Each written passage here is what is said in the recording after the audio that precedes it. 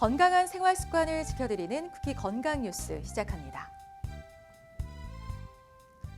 건강보험의 보험료 수지 적자가 지난해 11조 원을 넘어 역대 최대를 기록했습니다. 정부 지원 등을 합쳐 전체 수지는 흑자로 돌아섰지만 보험료 수입만으로는 지출을 감당하지 못하는 구조가 이어지고 있습니다. 국회 보건복지위원회 김미애 의원이 국민건강보험공단 자료를 분석한 결과 보험료 수입은 약 84조 원, 보험급여비 지출은 약 95조 원으로 집계됐습니다. 보험료 수지 적자는 2015년 2조 원대에서 꾸준히 늘어나 지난해에는 4배 넘게 확대됐습니다. 다만 정부 지원금과 이자 수입 등을 합치면 전체 건강보험 수지는 1조 7천억 원 흑자를 기록했습니다. 그러나 흑자 규모는 2015년 대비 절반 이상 줄었고 보험료만으로 지출을 충당하지 못하는 구조는 여전히 이어지고 있습니다.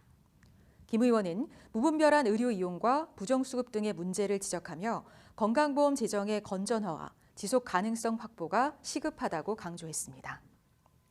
수술이나 항암 치료로 생식기능 손상이 우려되는 남녀를 대상으로 정부가 난자, 정자, 동결 비용 지원에 나섭니다. 경제적 부담을 덜고 향후 임신 가능성도 보장하는 취지입니다. 보건복지부는 수술이나 항암 치료 등으로 영구 불임이 예상되는 남녀를 대상으로 난자와 정자 냉동 비용을 지원한다고 밝혔습니다. 지원 대상은 난소 고환절제, 항암 치료 등 모자보건법 시행령 제14조에 해당하는 의학적 사유가 있는 경우이며 연령, 소득, 혼인 여부에 상관없이 생애 1회 신청할 수 있습니다. 지원은 수술이나 항암 치료 전에 난자, 정자, 냉동 절차를 완료한 경우에 한해 이뤄지며 본인 부담금의 50%를 정부가 보조하는 방식으로 진행됩니다.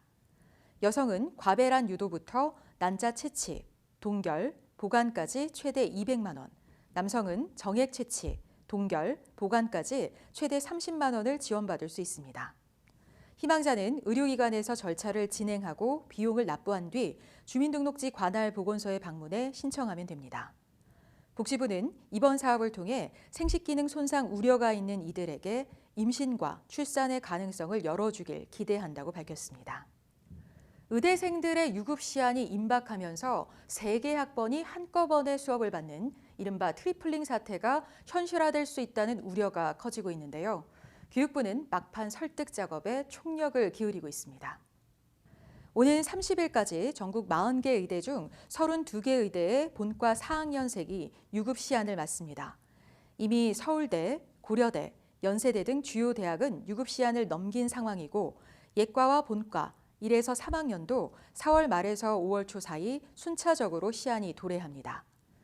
현재 의대생 수업 참여율은 25.9%에 불과해 집단 유급 사태가 불가피한 상황인데요. 이 경우 24, 25, 26학번이 한꺼번에 1학년 수업을 받게 되는 트리플링 사태가 현실화될 수 있어 의대 교육 자체가 어려워질 것이라는 우려가 커지고 있습니다. 교육부는 이주호 부총리를 중심으로 학생단체와 대화를 시도하며 막판 설득에 총력을 다하고 있습니다. 정부는 이번 학기에 유급될 경우 학기 말에 실제 처분이 이루어지더라도 유급이 취소되지는 않는다는 입장을 분명히 하고 있습니다. 복잡한 영상 검사 없이 소량의 혈액만으로 암이나 치매를 조기에 선별할 수 있는 국산 진단 기술이 해외에서 주목받고 있는데요. 업계는 글로벌 시장 안착을 위해 정부 차원의 지원도 필요하다고 강조했습니다. 국내 혈액 기반 조기 진단 기술이 글로벌 시장에서 빠르게 입지를 넓히고 있습니다. 피플바이오는 알츠하이머병을 조기 진단할 수 있는 혈액 키트 알츠온을 개발해 태국, 헝가리, 말레이시아 등지에 정식 론칭했습니다. 베르티스는 유방암 조기 진단 키트 마스토체크로 싱가포르, 필리핀, 태국 등 동남아 시장에 진출했고 중동 지역으로도 확대를 준비하고 있습니다. GC 지놈과 IMBDX도 다중암 조기 선별 검사 제품을 앞세워 미국, 유럽, 일본 등 해외 진출을 본격화하고 있습니다. 다만 코로나19 엔데믹 이후 국내 시장은 축소되는 추세로 업계는 장기적인 연구 개발과 해외 인허가, 현지화 과정에 대한 정부 지원이 절실하다고 강조했습니다. 기적의 비만 치료제로 불리는 위고비가 국내에서도 청소년 비만 환자에게 처방될 전망입니다. 다만 기대와 함께 오남용 우려도 커지고 있어 신중한 접근이 필요하다는 목소리가 나옵니다.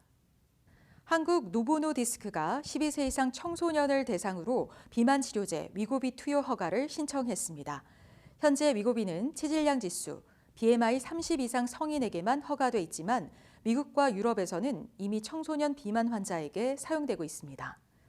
위고비는 주 1회 투여만으로 싹센다보다 편의성과 체중 감량 효과가 더 크다는 평가를 받고 있습니다. 전문가들은 소아청소년 비만 치료제 선택지가 넓어질 것이라며 기대를 나타냈지만 미용 목적의 오남용 우려도 동시에 제기됐습니다.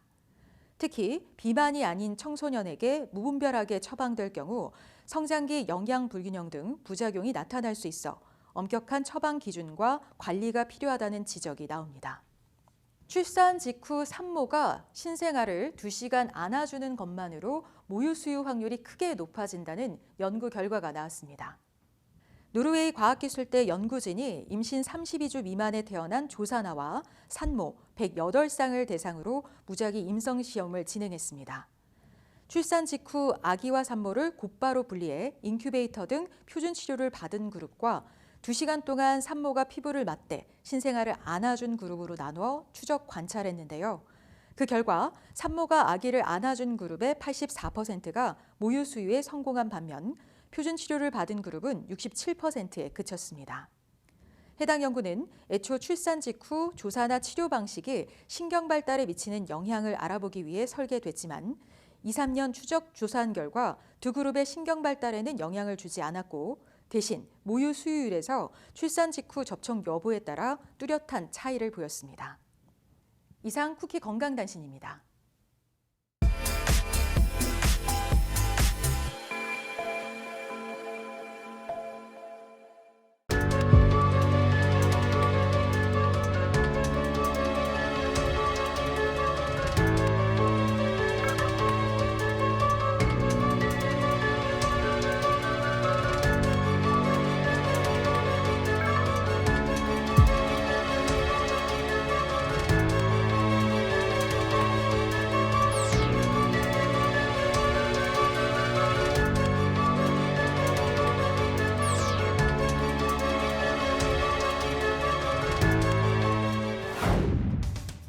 최근 가장 주목받고 있는 의료기술과 신약 소식을 짚어드리는 이노메디 시간입니다. 오늘도 쿠키뉴스 박선혜 기자와 함께 해볼 텐데요. 박 기자 어서 오세요.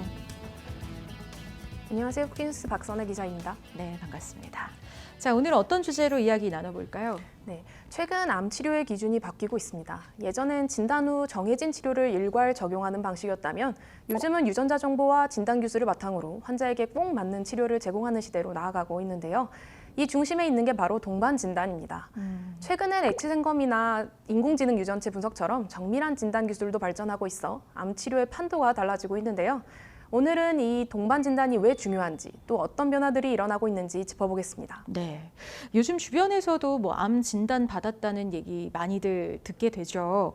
실제로 우리나라 국민 중에서 암을 겪고 있는 분들이 어느 정도나 되는지 궁금한데요. 먼저 암의 유병률부터 알아볼까요? 네, 보건복지부가 발표한 2022년 국가암 등록 통계에 따르면 우리나라 국민 중 암 치료 중이거나 치료를 마친 유병자 수는 약 259만 명, 전체 인구의 5%에 달합니다. 또한 암 진단 후 5년 상대 생존율도 72.9%로 높아졌는데요. 1995년 42.9%에서 꾸준히 상승해온 결과입니다. 이는 조기 진단과 치료 기술의 발전 덕분이라는 평가입니다. 네, 생존율이 이렇게까지 높아졌다는 건 정말 많은 분들이 치료를 잘 이겨내고 있다는 뜻이 될 텐데요. 자, 이 조기 진단이 이런 생존율 상승에 얼마나 기여를 했는지 좀 짚어볼 수 있을까요? 네, 실제로 지난해 국가건강검진으로 6,138건의 암이 조기에 발견됐습니다. 이처럼 무증상 상태에서 조기에 암을 발견해 치료하는 사례가 늘면서 건강검진이 생명을 구하는 수단으로 다시 주목받고 있습니다. 네. 근데 이 암을 진단하는 방식도 점점 더 정밀해지고 있죠. 예전에는 조직 검사를 통한 진단이 일반적이었다면 요즘에는 수술 없이도 암을 진단할 수 있는 기술들이 많이 나와 있다고요? 네, 맞습니다. 기존의 암 진단은 대부분 조직 생검, 즉 수술이나 내시경 등으로 종양 의심되는 부위를 직접 떼어내는 방식이었습니다. 하지만 이 방법은 수술이 필요하고 분석 과정도 복잡해서 결과를 받기까지 시간이 오래 걸린다는 단점이 있죠. 특히 조기 진단이 중요한 암 환자에게는 이런 지연이 정말 치명적일 수 있는데요. 네. 이와 달리 액체 생검은 수술을 하지 않고도 혈액이나 소변, 뇌 척수액 같은 체액 속의 물질을 분석하는 기술인데요.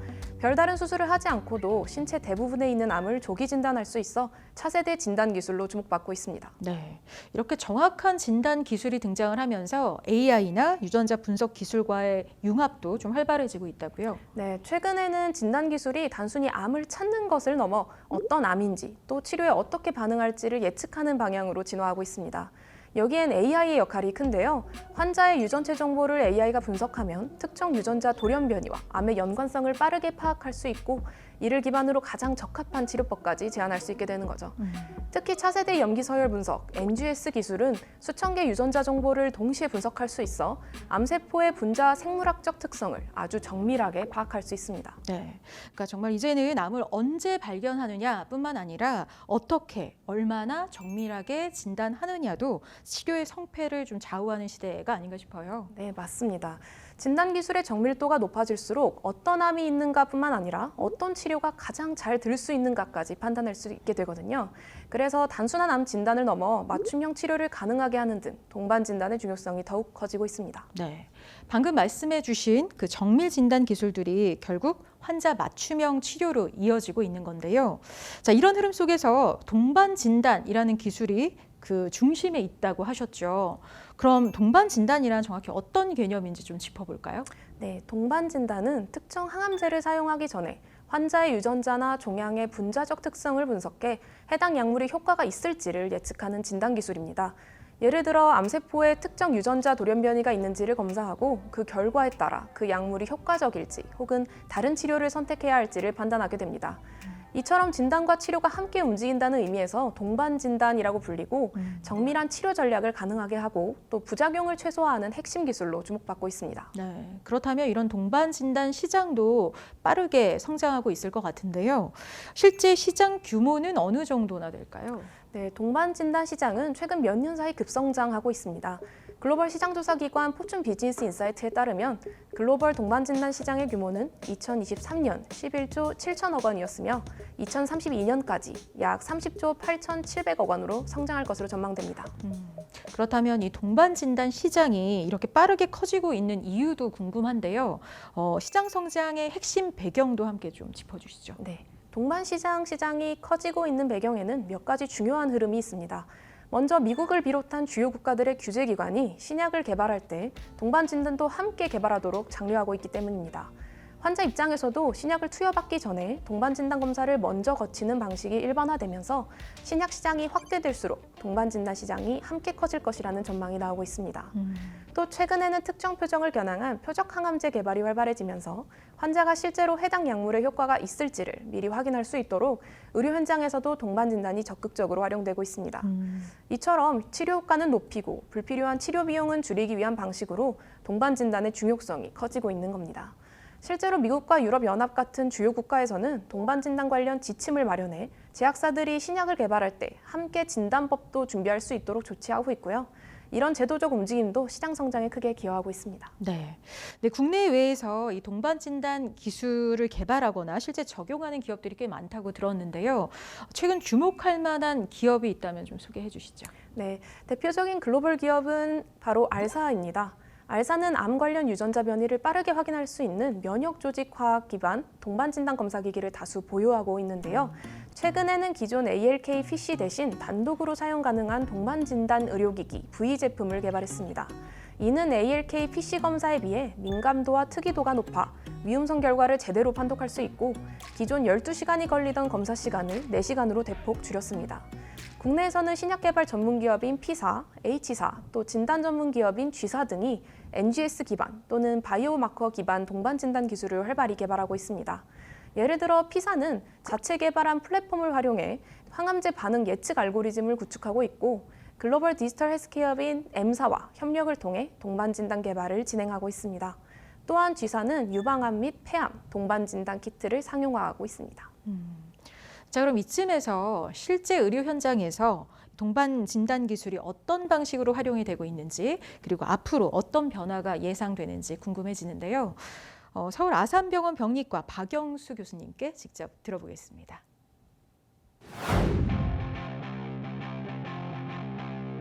안녕하세요. 저는 서울 아산병원 병리과에서 근무하고 있는 박영수라고 합니다. 저의 전공 분야는 위장관 병리를 하고 있습니다.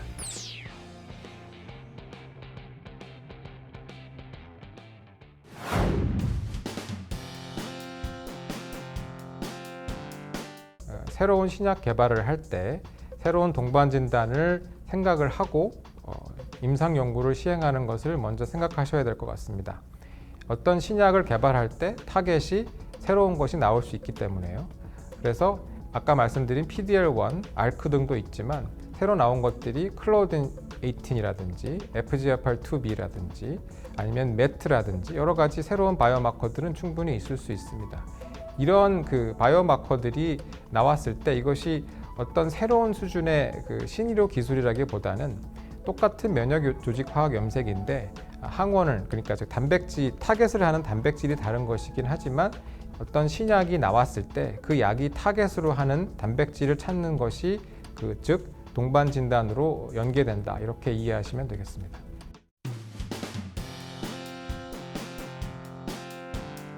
면역 조직 화학 염색은 레벨 1과 레벨 2로 우리가 크게 나누고 있습니다. 이것은 이제 수가가 차이가 나기 때문에 그렇게 규제를 받고 있는데요. 레벨 1은 진단을 하기 위해서 어떤 항원이 나올 때 어떤 암으로 분류할 것인가, 이것이 어떤 암인지를 진단하기 위한 도움을 받는 일반 면역 염색을 모두 통틀어서 레벨 1으로 우리가 잡고 있고, 레벨 2는 어떤 암에서 어떤 항암제를 쓸 것인가를 결정하기 위한, 즉 우리가 오늘 말씀드리고 있는 동반 진단들이 여기에 속한다고 볼 수 있습니다. 동반 진단은 체외 진단이라고 하는 어떤 큰 틀 안에 들어가 있거든요. 그것의 허가는 식약처에서 하고, 항암제의 안정성도 물론 식약처에서 하고는 있지만 나중에 그것에 돈을 받는 부분, 수가 부분은 심평원에서 하고 있습니다. 그래서 이게 두 가지로 분리가 되어 있거든요. 그래서 약은 식약처에서 이건 안전하다. 그래서 심평원에서 그러면 이 약을 비급여로 줄까, 급여로 줄까 이 부분에 대해서 이제 조율을 하고 있을 때 이 아까 말씀드린 동반 진단도 똑같이 같이 넘어가야 되는데 대부분은 약은 이제 허가가 되고 약을 급여로 주던 그렇지 않던 허가가 된 상황에서 이 동반 진단 부분은 해결이 안 되는 경우들이 종종 있어요. 동반 진단과 매칭이 되어 있는 항암제가 급여가 될 때에만 레벨 2로 인정을 해주고, 이것이 비급여일 경우에는 레벨 1으로밖에 인정해주지 않아서 실제 임상 현장에서 손해를 보고 염색을 해야 되는 그런 경우들이 발생을 하기 때문에 규제를 해주시는 예를 들어서 심평원이라든지 식약처에서는 이 부분들을 고려를 해주셔서 동반 진단 검사는 처음부터 레벨 2의 수가를 받을 수 있도록 해주시면 도움이 될 것 같습니다.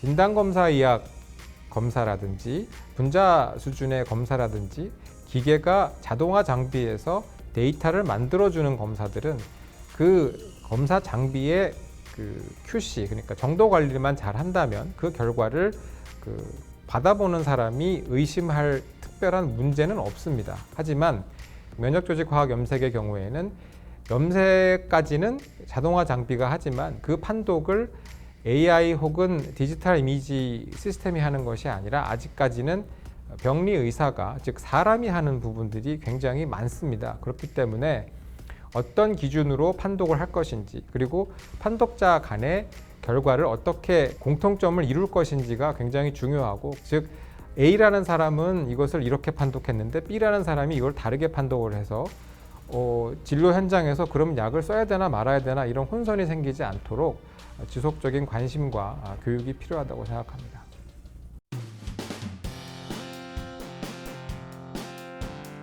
암이라는 것은 아직까지도 가장 위험한 질환이고, 누군가가 진단을 받았다고 한다면 삶이 끝난 것처럼 공포부터 생긴다고 저는 당연히 생각을 하고 있습니다. 하지만 과거 10년 전만 해도 5년 생존율이 굉장히 낮았던 여러 암종들이 새로운 신약 개발로 인해서 생존율과 생존 기간이 많이 연장되고 있는 것들이 희망적인 내용들이 많이 있습니다. 조금 더 환자에게 맞춰서 항암 치료를 하고 그것이 더 결국은 환자의 생존율과 치료 반응을 높이는 데에 역할을 하고 있기 때문에 너무 좌절하지 마시고 여러 가지 치료 기회들이 있고 여러 가지 치료 약제들이 개발되고 있다는 부분들을 생각을 하시고 희망적인 마음으로 치료를 해 나가셨으면 좋겠습니다. 네, 그 말씀하신 것처럼 진단 기술이 아무리 발전을 하더라도 환자들이 실제로 그 기술을 빠르고 쉽게 이용할 수 있어야 의미가 있는 거겠죠.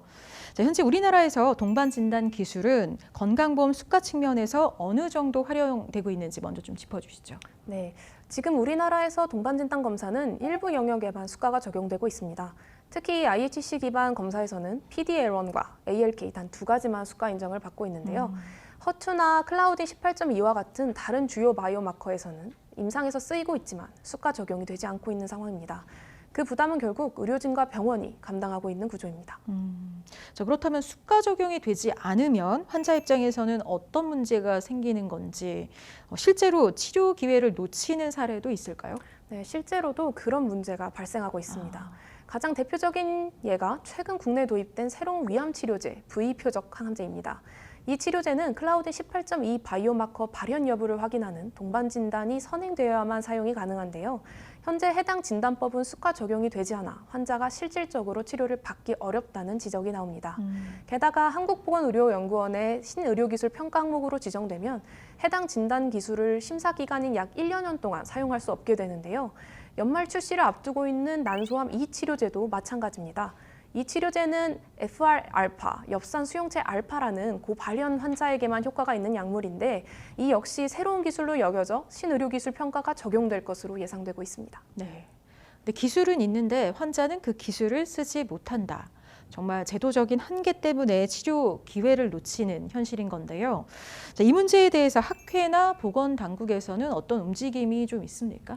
네, 우선 클라우딘 18.2 진단에 사용하는 동반 진단 기술은 학회와 전문가들의 요청 끝에 기존 기술로 인정받으며 신의료기술 평가 대상에서 제외됐습니다.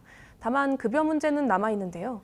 동반 진단 기술은 동반 진단 수가가 반영되는데 이번 클라우딘 18.2 동반 진단 기기의 경우 심평원이 진단에 해당되는 약물을 급여하기 전까지는 일시적으로 가격을 낮춘 동반 진단 보조 수가를 적용하겠다고 했습니다. 학계에서는 이를 반쪽짜리 제도 개선이라고 비난하고 있는데요. 건강보험 심사평가원도 통합심사제 도입을 논의 중이긴 하지만 실행까지는 시간이 더 필요한 상황입니다. 결국 기술만 앞서선 안 되고 제도와 수가 체계까지 함께 발전해야 환자 중심의 정밀의료가 실현된다는 목소리가 점점 커지고 있습니다. 네. 정확한 진단이 곧 정확한 치료로 이어지는 지금. 이 기술뿐만 아니라 환자가 실제로 사용할 수 있는 제도적 기반도 함께 마련이 돼야겠죠. 앞으로 더 많은 환자들이 맞춤형 치료의 기회를 놓치지 않도록 제도 개선도 속도를 낼 수 있길 기대해 보겠습니다. 오늘도 박선혜 기자와 함께 했는데요. 유익한 정보 고맙습니다. 감사합니다.